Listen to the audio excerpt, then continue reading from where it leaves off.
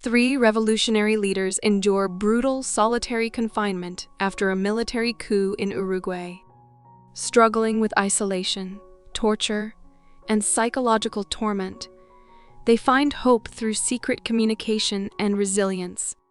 Their fight for survival becomes a powerful story of resistance, friendship, and ultimate triumph over oppression. After a military coup in Uruguay, three revolutionary leaders, Mujica, Mauricio, and Ilario, are arrested and moved to a different prison for solitary confinement. Upon arrival, they are blindfolded, stripped of their clothes, and handcuffed before being placed in separate cells. Almost immediately, military officers attempt to suffocate them, but the men survive, enduring pain, and forced to stand until the next morning. The following day, they remove their blindfolds and see a wall inscription warning them to abandon hope. They receive letters from the Ministry of Defense forbidding communication with each other or the guards. As they struggle to sleep, soldiers disrupt them by banging on their doors.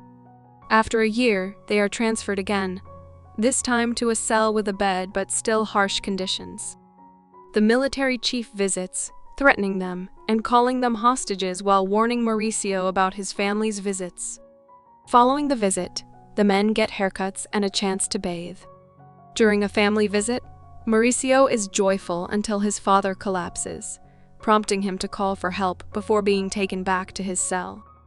On day 803 of their imprisonment, they are moved again to even smaller cells. As Christmas approaches, the soldiers celebrate while the three men remain despondent in their confinement.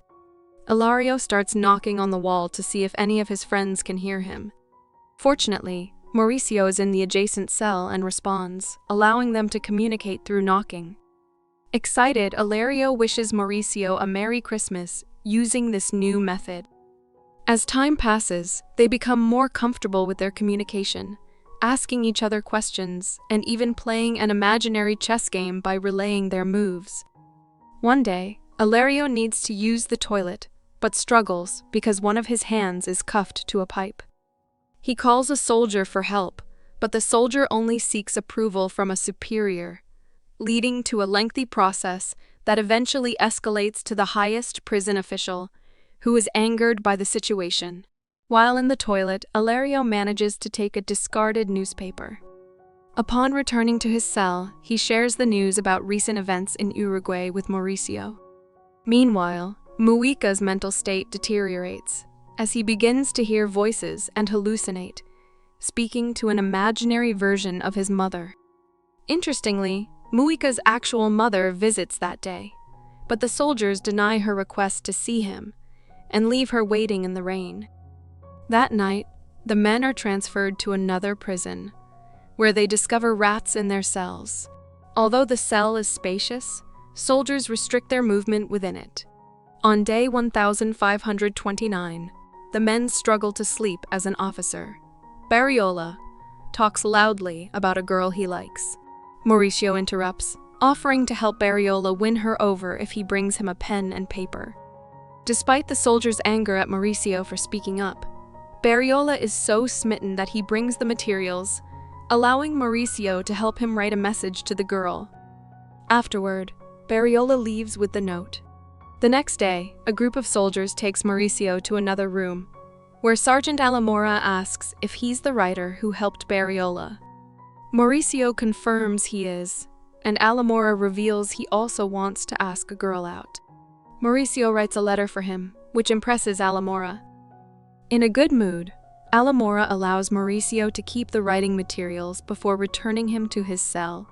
A few days later, Alamora summons Mauricio again, and this time he gets a proper meal.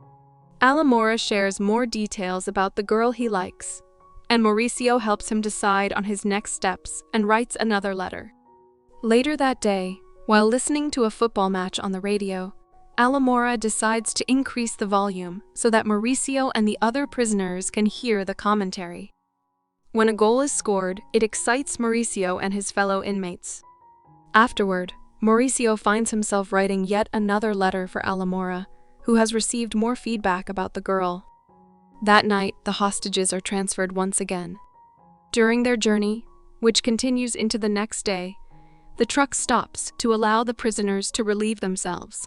Taking advantage of his privileges, Mauricio requests to have the cloth covering his head removed.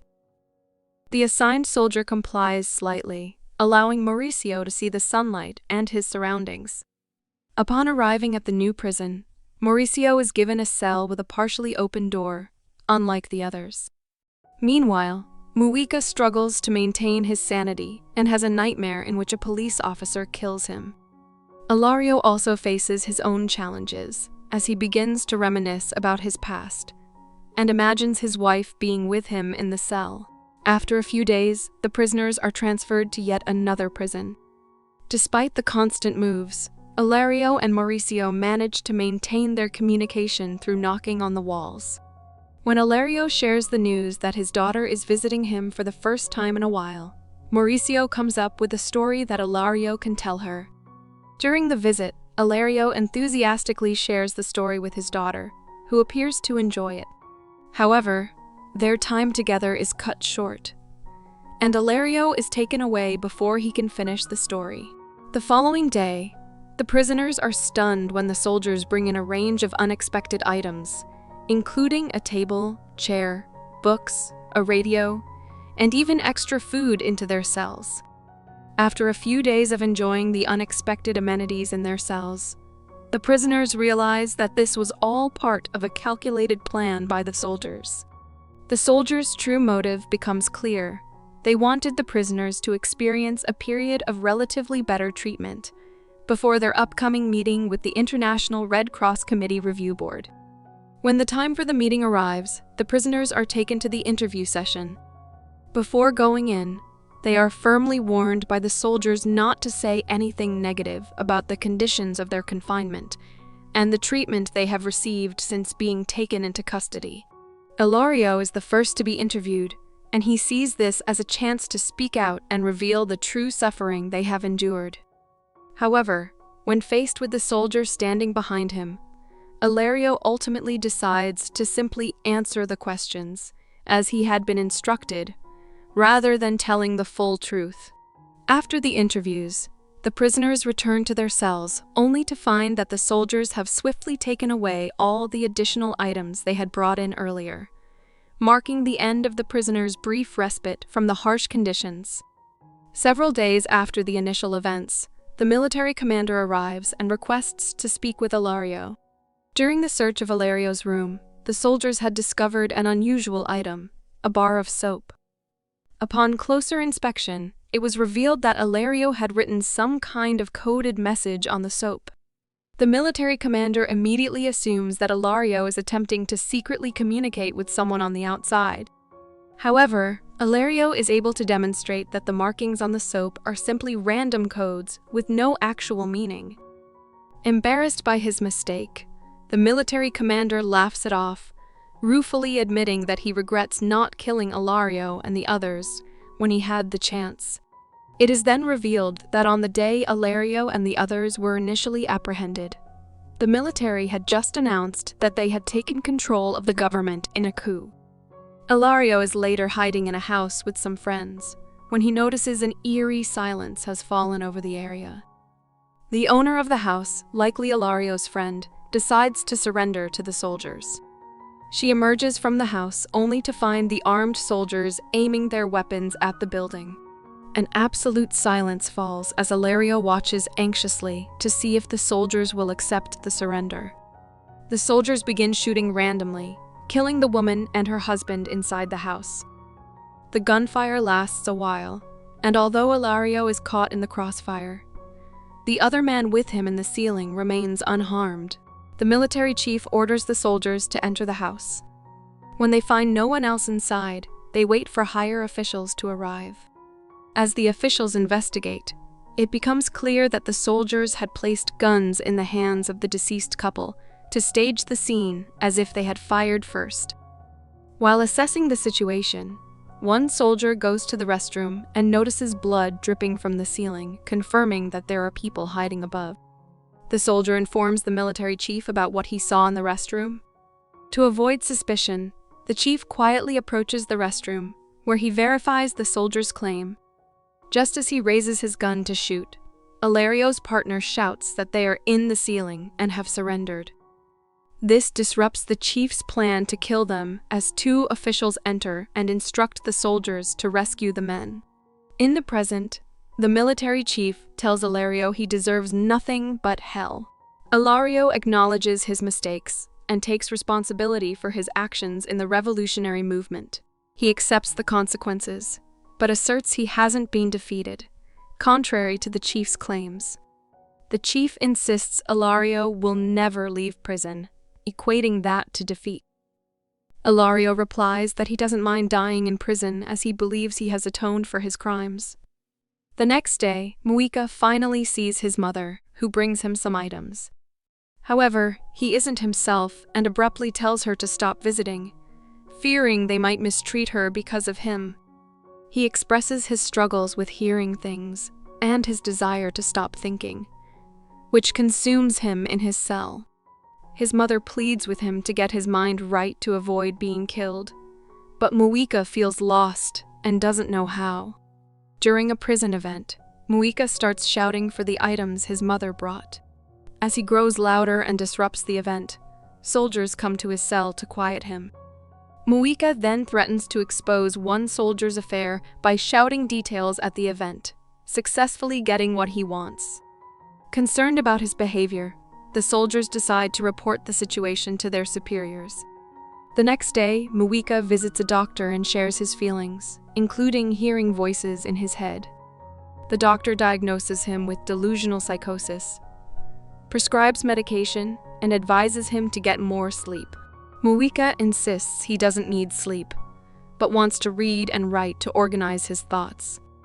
Although the doctor is initially skeptical, she agrees to provide him with books and encourages him to hang in there. Suggesting his ordeal is nearly over a statement Muika doesn't grasp. On day 2757, soldiers prepare to watch the election results aimed at restoring democracy. Despite the loud TV, the prisoners struggle to hear. Ilario asks Mauricio about the results, but neither knows. They soon learn of the outcome when soldiers angrily storm in to beat them despite their innocence. A few days later, the prisoners are transferred to another prison, where they can walk under supervision with their heads covered. Muika also receives the books promised by the doctor. On day 3053, the prisoners are moved to a new facility, which happens to be Alamora's prison. Mauricio is pleased to see the sergeant, who reveals that he has married the woman Mauricio helped him write to. Feeling grateful, Alamora offers Mauricio anything he wants, and Mauricio asks for time in the yard with his friends. That afternoon, the three men reunite for the first time in years, and they are genuinely happy. On day 3989, they are returned to their original prison, which has improved facilities, and they receive their uniforms back. As they're taken to another section where similar prisoners are housed, Ilario takes the opportunity to move around and pretend to play football. On day 4323, the men are set for release, with Muika being the first to go. As he exits, he is asked to sign a document confirming he was treated well during his imprisonment. Despite knowing they were mistreated, Muika reluctantly signs as it's the last step to his freedom. The soldier in charge threatens him one last time, warning that they will keep track of him, but Muika simply wishes him well before leaving. Ilario and Mauricio are also about to be released, but Ilario lingers to wash the pots and utensils, explaining he wants to keep things clean for future prisoners. Soon after, he and Mauricio board a bus, heading to a crowd eagerly awaiting their return. After a long journey, they finally reunite with their families after 12 years in solitary confinement. In the years that follow, Ilario becomes a senator and defense minister, Mauricio becomes a poet and novelist, and Muika is elected as a congressman before becoming the president of Uruguay in 2010.